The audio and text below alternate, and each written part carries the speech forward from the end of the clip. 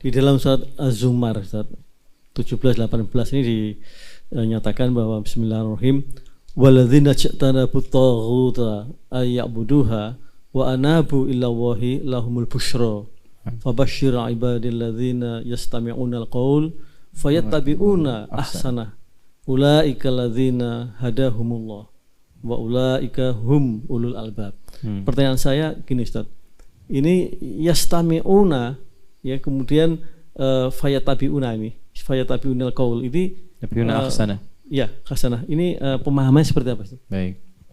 Pertama begini, kita padukan dulu supaya nggak putus ayatnya. Tidak ada manusia di dunia ini yang suci. Artinya bebas dari dosa itu nggak ada. Karena ada potensi nafsu yang akan menggiring pada kesalahan. Karena itulah sebelum manusia salah, Allah sudah turunkan sifat rahmannya berupa tawwab, penerima taubat. Itu dulu standarnya. Jadi dalam diri kita ini ada bagian yang potensinya dimanfaatkan oleh setan untuk diprovokasi, diberikan was-was. Was-was itu provokasi, halus sifatnya. Itu bisa dilihat di Quran surah keempat di ayat 118. Ya. Sudah? Kalau nanti dari sifat penyimpangan besarnya 116, 117, 118 sudah masuk di situ. Ya. Wala udillannahum wala umanniyannahum. Ada? Ada, baik. Jadi dari mulai kalimat nasiban mafruḍa, la'anahullah la'attakhidanna min ibadika nasiban mafruḍa. Setan dilaknat oleh Allah dan dia mengatakan, saya akan memprovokasi bagian tertentu dari diri manusia. Nah, bagian itu disebut fujur namanya. Lawannya takwa. Fujur dan takwa ditemukan di Quran surah 91 Asy-Syams ayat 7 sampai 8. Wa nafsi wa ma sawwaha fa alhamaha fujuraha wa taqwaha. Nah, fujur dan takwa tempatnya di nafas. Nafas. Jadi kalau fujur itu dimanfaatkan oleh setan, diprovokasi, keluar sifat buruk. Sifat buruknya disebut dengan su namanya. Kalau keluar jadi su. Jadi diperintahkan oleh setan, diprovokasi. Pernah nggak merasakan? Misalnya ada gini, ambil aja tuh yang di situ sendalnya bagus. Ya?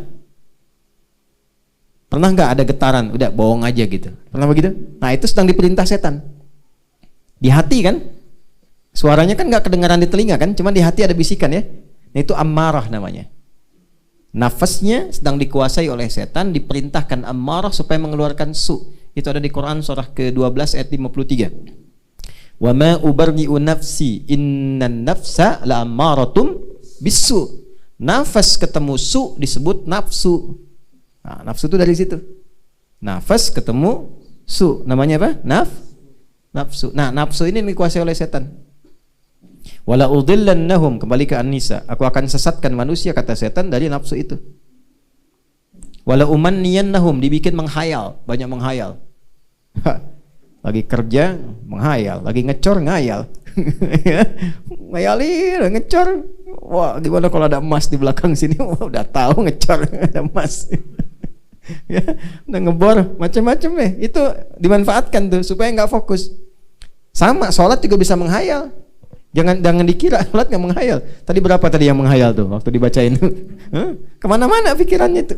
Itu ada hadisnya. Sampai lupa berapa rakaat sedang menunaikan sholat. Ada. Nah, itu ada. Itu sudah janjinya setan. Kalau Quran sebutkan pasti terjadi, Pak. Puncaknya berbuat maksiat. Gitu. Maksiat itu artinya melampaui batas yang ditentukan. Batas mata memandang yang baik, dilewatin maksiat. Ya, batas telinga mendengar yang baik, dilewatin yang baiknya jadi buruk. Nah, kalau sudah melewati batas yang baik, kelewatan, itu disebut dengan togo namanya. Jelas? Pelakunya disebut togin, kalau jamak disebut togut. Nah, jadi saya mulai dari togut dulu, Pak, karena di situ ada kalimat togutnya. Ya, togut itu segala yang membuat kita melampaui batas. Apapun itu, baik itu nafsu ataupun sekitaran kita misalnya. Bekerja bagus, tapi kalau pekerjaan melampaui batas sampai lupa ibadah, nah itu jadi togut pekerjaannya. Ya, asalnya begitu. Nonton nggak apa-apa. Tapi kalau dengan nonton hilang waktu, main hilang waktu, nah itu segala yang membuat kita melampaui batas sebutnya apa? Tagut. Orangnya togin, perbuatannya togo. Fir'aun jadi pemimpin, nggak disoal pemimpinnya, nggak apa-apa. Tapi ketika melampaui batas disebut togo. Idhab ila fir'auna innahu togo. Jadi Quran itu menyampaikan risalah Nabi Musa bukan ingin menurunkan Fir'aun jadi raja, bukan. Tapi mengembalikan kebijakannya supaya tidak melampaui batas. Ya, mempertahankan kedudukan sampai bunuh orang, ya kan? Sampai mengaku Tuhan, itu sudah melampaui batas. Kembalikan. Indahnya Quran bukan turunkan, bukan. Jadi nggak ada ayat-ayat penurunan. Yang ada kembalikan supaya jadi orang baik. Itulah indahnya Islam. Jelas? Jadi yang pertama, tidak ada satupun manusia yang suci, bebas dari godaan keburukan. Setiap kita pasti pernah terpeleset, kecuali Nabi. Kalau Nabi punya sifat maksum, terjaga dari keburukan. Jadi sebelum melakukan, Allah sudah menjaga. Kalau kita bukan Nabi, ada Nabi di sini? Gak ada. Ya, pasti pernah salah. Nah, ini pun yang dipikirkan kan saya nggak tahu nih. Pikirannya kan beda-beda nih. Kapan Ustadz selesai ini? Lapar saya, macam-macam. Ya, ada yang imamin panjang amat. Kapan selesainya? Kan? Kapan rukunya? Kan? Ya, macam-macam. Kemarin di Malaysia ada yang imamnya kepanjangan, belakangnya tuh kesel, bawa sendal dari belakang mau ditimpuk. Ya, ada yang begitu. Jadi nggak lepas dari salah. Selama hidup pasti pernah salah. Di antara orang hebat itu bukan orang suci. Orang hebat itu yang saat dia salah, dia mau bertobat. Maka ulaika lahumul busyra. Kabar baik buat orang seperti itu. Di orang hebat itu ketika dia sadar berbuat maksiat, dia tobat. Karena fitrah manusia itu tobat, beda dengan setan. Kalau setan nggak kenal tobat. Makanya ketika salah, diberikan peluang tobat, setan nggak mau tobat.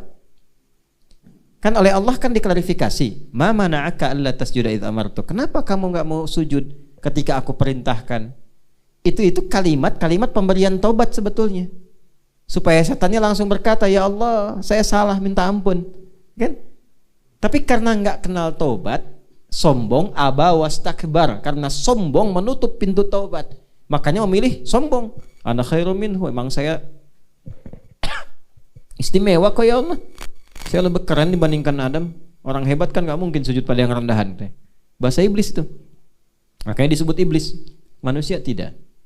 Adam oleh Allah diberikan izin untuk salah agar menunjukkan sifat taubat bagi anak-anak cucunya yang bukan nabi. Kalau Nabi Adam kan nabi, mudah bagi Allah untuk mencegah jangan makan tuh buah khuldi. Tapi diizinkan supaya keluar kalimat taubat, dibimbing nanti untuk anak cucunya yang bukan nabi. Makanya setelah Adam itu berbuat salah, kan dikonfirmasi kalau ngaji kitabnya lancar, itu kan nanti begini, kan udah aku larang Adam, kenapa dimakan juga? Aku nggak ngira ya Allah kalau ada yang bersumpah atas namamu kemudian bohong. Gitu. Kan iblis bersumpah atas nama Allah. Dam, sebenarnya kamu nggak boleh makan ini supaya nggak jadi malaikat kekal di situ demi Allah. Gitu tuh. Itu iblis tuh sumpah. Nah, Adam tuh kan polos waktu itu karena baik kan, ya Allah, saya tuh nggak tahu kalau ada makhlukmu, hambamu yang bohong menyebut namamu. Kan? Ya kan? Diizinkan oleh Allah, cuman prosedurnya tetap prosedur tetap berlaku, tetap salah, cuman diberi kalimat taubat, diampuni. Makanya Al-Baqarah ayat 37 kan, fatalaqqa Adamu mir rabbih kalimatin fataba. Dibimbing kalimat taubat, itu tuh untuk kita. Apa kalimat taubatnya? Di Al-A'raf ayat 23, Rabbana zalamna anfusana wa illam taghfir lana wa tarhamna lanakunanna minal. Nanti kalimat tobat itu banyak. Tobat dari pembunuhan ada doanya. Tobat salah karena musyrik ada. Ya, tobat karena baru berbuat maksiat langsung diberikan oleh Allah petunjuk. Ini saya agak panjang dulu urutannya nih, ya. Nah, jadi di sini orang-orang yang berbuat salah dan bertobat itu lebih dicintai oleh Allah dibandingkan orang soleh yang tidak pernah merasa salah. Orang yang pernah salah lalu bertobat itu lebih dicintai oleh Allah. Itu ada di Quran surah kedua Al-Baqarah ayat 222. Gampang, 222. Surat 2 ayat 222. Tuh. Ini bukan waktunya kampanye, jadi aman saya nyebutkan tuh. Surat ke berapa? 2 ayat berapa? 222. Tuh. Innallaha yuhibbut tawwabin. Sungguh Allah sangat mencintai para pelaku taubat. Nah, itu berita gembira, Pak. Ulaika lahumul busyra. Nah, kalau sudah taubat cirinya apa? Merubah diri. Jadi lebih taat. Nah, orang taat itu digambarkan dalam Quran, apapun yang Allah perintahkan, siap. Siap. Nah, kalimat Qurannya sami'na. Gitu kan? Makanya tadi di Al-Baqarah di akhir kan dibacakan sami'na wa ata'na. Ghufranaka rabbana wa ilaikal masir. Ilaikal masir. Sami'na. Makanya di situ diteruskan yastami'una al-qaula. Ya kan? Jadi apapun yang Allah sampaikan mereka ikuti. Turun ayat salat, mereka salat. Turun ayat puasa, mereka puasa. Qauli di situ kan firman, Pak. Ya, kalau dijelaskan oleh Nabi disebut dengan hadis. Jadi apa yang disampaikan Allah, sampaikan Rasul, mereka ikuti. Kata Allah salat, salat dia. Nabi contohkan detailnya. Dari yang fardu sampai yang sunnah. Silahkan itu pilihan. Kalau ada salat fardu dengan salat sunnah, pilih mana? Ulangi. Ada salat fardu dengan salat sunnah, pilih mana? Pilih dua-duanya. Ya. Nah, itulah yattabi'una ahsanah itu. Memilih yang terbaik. Jadi ada yang baik, ada yang terbaik. Salat Isya itu fardu, tarawih itu sunnah. Pilih Isya apa pilih tarawih? Ibu-ibu sekarang pasang sejadah untuk tarawih kan? Ya kan? Tarawih kan sunnah, Isya fardu. Ya, pilih mana? Pilih Isya dan tarawih. Jadi Isya itu bagus, ya kan? Tarawih itu baik, tapi bisa tarawih dan bisa sholat Isya, itulah yang terbaik. Sama, fardunya kan 5, tapi ada rawatib, ada sholat duha. Kalau bisa kita kerjakan, itu ahsanah namanya. Itu Pak ya? Zakat itu wajib, infak sunnah. Bapak bisa zakat itu biasa karena kewajiban. Tapi kalau bisa infak itu ahsanah namanya. Jelas ya? Baik, jadi di sini kita urutkan dulu, nggak ada orang yang suci sifatnya. Pasti pernah salah. Di antara sekian yang salah adalah orang tobat, orang mulia. Ciri orang yang tobat yang diterima dan dicintai oleh Allah, dia senang merespon apa yang Allah sampaikan. Ada ayat sholat, pengen sholat. Ada ayat puasa, pengen puasa. Dan dia berusaha menempuh yang terbaik di balik semua firman itu. Maka kalau ada yang melakukan demikian, itulah yang disebut dengan ulul albab. Apa artinya ulul albab itu? Albab itu jamak dari kata lub. Tahu kelapa nggak? Ya, kelapa. Kelapa paling mahal tuh di Tapos. Tuh. Satu pohon 2 karung beras. Kelapa tahu ya? Ya. Kelapa ada kulit luarnya kan? Serabut ya. Setelah itu ada apa? Batok. Setelah itu dagingnya. Tahu nggak di dalam kelapa yang paling dalamnya itu ada yang halus. Pernah makan kelapa kan? Di dalam itu ada yang halus betul, ya. Yang lembut, daging lembut dalamnya. Nah itu lub namanya dalam bahasa Arab. Intinya, inti sesuatu. Jadi ada orang yang memahami inti sesuatu. Ya, tahu dia jalan hidupnya. Sholat, bagus sholat. Kalau antum masih sholatnya fardu, itu masih dagingnya. Tapi dia kalau mengerti tentang manfaat sholatnya sampai dikejar sunnahnya, tahajudnya, itulah lub, dia tahu inti kehidupan. Tahu sesuatu. Kenapa saya harus wakaf? Tahu manfaatnya apa? Itu lub namanya, ulul albab. Ya. Ya? Nah, jadi kalau cuma sekedar memenuhi kewajiban sholat, nah itu baru batoknya. Ya kan? Kalau lambat-lambat serabut tuh. Ya. Tapi kalau belum dipanggil sudah datang, itu ulul albab. Ya, di ulul albab itu tahu esensi kehidupan. Makanya yang diikuti ahsanah, Pak. Jadi ulul albab itu selalu inginnya dia yang terbaik. Kalau jamaah yang terbaik, kalau infak dengan harta yang terbaik. Yang terbaik itu nggak harus banyak. Ya, bagus itu termasuk yang terbaik. Anda punya 100.000, 2. Mau infak nih, lewat kotak Kotak tuh bukan mobil-mobilan ya, kotak infak. Ya, dia bukan net-net nggak begitu. Niatnya mau infak salah satunya tuh, salah satunya. Jadi ada yang 100.000-nya yang masih segar, bagus tuh. Ada yang udah lecek, the kill of the kumel. Ya kan? Megang aja kita nggak enak tuh. Yang dimasukin kotak tuh yang lecek atau yang keras? Nah itu kalau yang lecek masuk bukan ulul albab namanya. Nah, kalau yang dimasukin yang paling bagus itulah ulul albab. Yang bagusnya.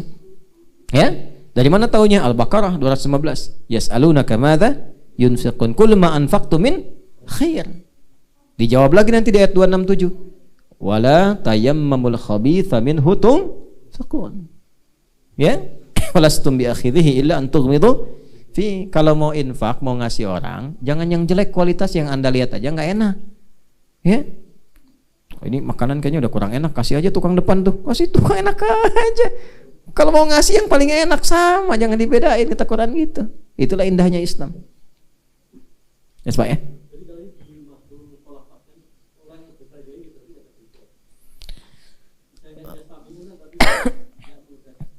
Hidayah banyak jenisnya.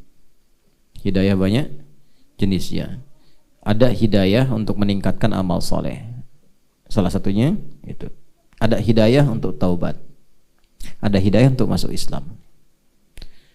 Orang belum muslim, dengar azan, Allahu Akbar, Allahu Akbar. Mana Umar? Mana Umar? Ada. Umar azan, Allahu Akbar, Allahu Akbar. Bagus amat nih azan. Penasaran. Sampai diikutin, dengerin, dicari gitu kan. Masuk Islam. Maka dia mendapatkan hidayah untuk masuk Islam. Setelah masuk Islam, dengar Hasan ngaji, pengen ngapalin Quran, belajar. Nah, hidayah yang kedua tuh, Allah berikan hidayah pada orang takwa untuk meningkatkan ibadah. Dzalikal kitabu la raiba fi hudal lil muttaqin. Gimana mendapatkan hidayah itu? Alladzina yu'minuna bil wa yuqimunas wa mimma razaqnahum yunfiqun. Ada hidayah tobat, ayat tadi Az-Zumar. Makanya di Az-Zumar itu banyak hidayah tobat, Pak. Sampai masuk nanti ayat 53 itu hidayah tobat semua. Ya. Nah, ada orang yang diberikan hidayah oleh Allah untuk bertobat, sudah dikirimkan ustadz, dia buka YouTube juga nyasarnya ke ceramah gitu. Ya kan? Kemudian dia mau berangkat bannya jadi kempes, berangkat maksiat, ditolong oleh seorang kiai juga. Tapi dengan semua itu belum mau tobat. Ada nggak yang begitu? Ada. Contohnya? Jangan lihat saya. Contohnya Firaun. Firaun kurang apa coba? Nabinya 2, Musa dan Harun. Langsung diajak, langsung diarahkan. Mukjizat nampak, masih mengatakan, sayang Tuhan kok. Kan? Sayang Tuhan. Gitu. Nah, itu yang repot tuh. Nah, yang seperti itu yang mafhumul khalafahnya. Ini maksudkan. Dia sudah diberikan tapi tidak mendapatkan ya peluang-peluang yang memaksa dirinya untuk mengikuti itu semua. Nah, faktornya apa? Mafhumul khalafahnya untuk dijauhi. Jangan sampai ada perbuatan dan sifat-sifat yang mencegah kita mendapatkan hidayah. Salah satunya kesombongan. Hati-hati, sombong itu mencegah seorang hamba untuk mendapatkan hidayah. Bukan Allah nggak kasih, Allah beri tapi mental. Ini kayak gini nih. Ini ada gelas, isinya air. Kalau dibuka semua masuk. Tuh. Tapi kalau ditutup nggak bisa masuk. Tuh. Dia orang sombong itu bukan nggak dapat hidayah, diberikan hidayah cuman mental karena kesombongannya. Contohnya siapa? Setan. Jangan lihat saya, setan. Setan itu kan diberikan petunjuk oleh Allah, cuman karena sombong ketutup hidayahnya. Ya, namanya tadinya Azazil, yang terhormat. Azazil yang terhormat. Cuman karena sombong jadi iblis. Iblis itu dari kata balasa, yang tertutup kebaikannya. Jadi kalau keburukan ditutup jadi libas. Walibasu taqwa dzalika khair.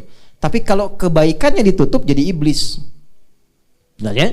Di iblis itu sosok yang kebaikannya tertutup. Karena apa? Sombong. Dari mana taunya? Al-Baqarah ayat 34. Aba wastakbar. Istakbar itu sombong. Nah, karena itu hati-hati. Jauhi sifat sombong, ya, jauhi pengantar-pengantar pada kesombongan. Riya itu pengantar pada kesombongan. Ya, kalau sudah riya, biasanya lebih dekat pada sombong. Ya, Dulu cuman punya sepeda, ya masih biasa. Begitu sudah punya motor yang keren, itu kan, wah ngalahin Marquez, bisa puter-puter, pajang-pajang macam-macam. Tadinya cuman buat pajang aja, ganti profil. Ya lama-lama, mulai ada kebanggaan, setan masuk, jadi sombong. Muterin komplek, ayo ke masjid yuk, bum bum bum bum. Padahal ini motor baru saya gitu ya. Jelas Pak ya, saya kira ya.